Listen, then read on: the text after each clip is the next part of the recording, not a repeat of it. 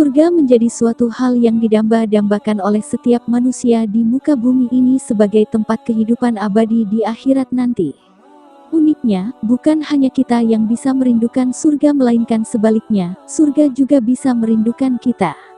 Dari Anas bin Malik, Rasulullah Shallallahu Alaihi Wasallam bersabda, barang siapa meminta surga kepada Allah sebanyak 3 kali, maka surga akan berkata, ya Allah masukkan dia ke dalam surga.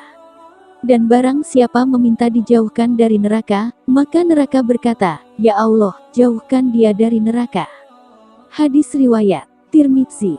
Sedangkan dalam riwayat lain dari Abu Hurairah, Nabi Muhammad SAW juga bersabda tentang surga sebagai balasan orang-orang yang berbuat kebajikan selama di dunia. Barang siapa yang berinfak sedikit saja untuk 2 kendaraan di jalan Allah, maka dia akan dipanggil dari pintu-pintu surga, wahai hamba Allah ini adalah hasil kebaikanmu. Jika ia ahli salat maka akan dipanggil dari babus salah pintu salat, jika ia ahli jihad maka akan dipanggil dari babul jihad pintu jihad, jika ia ahli sedekah maka akan dipanggil dari babus sedekah pintu sedekah, jika ia ahli puasa maka akan dipanggil dari pintu puasa atau babur rayyan pintu ar-rayyan.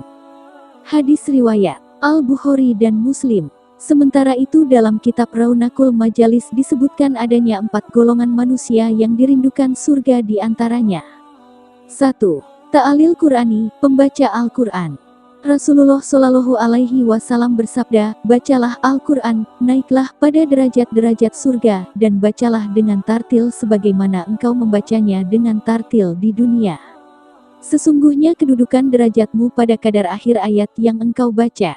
Hadis riwayat Ahmad. 2. Wahafizul lisan, orang yang menjaga lisannya.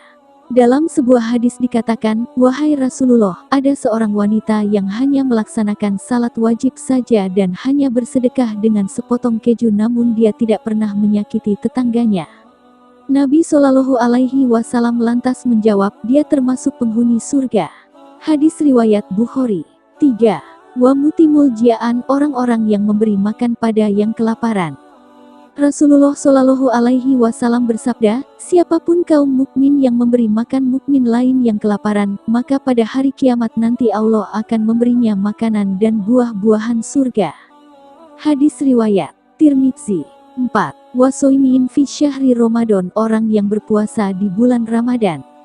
Dalam sebuah hadis Nabi Muhammad Shallallahu Alaihi Wasallam bersabda, surga memiliki 8 buah pintu. Di antara pintu tersebut ada yang dinamakan pintu ar-rayyan yang hanya dimasuki oleh orang-orang yang berpuasa. Hadis riwayat Bukhari. Itulah beberapa golongan manusia yang dirindukan surga. Apakah kita salah satunya?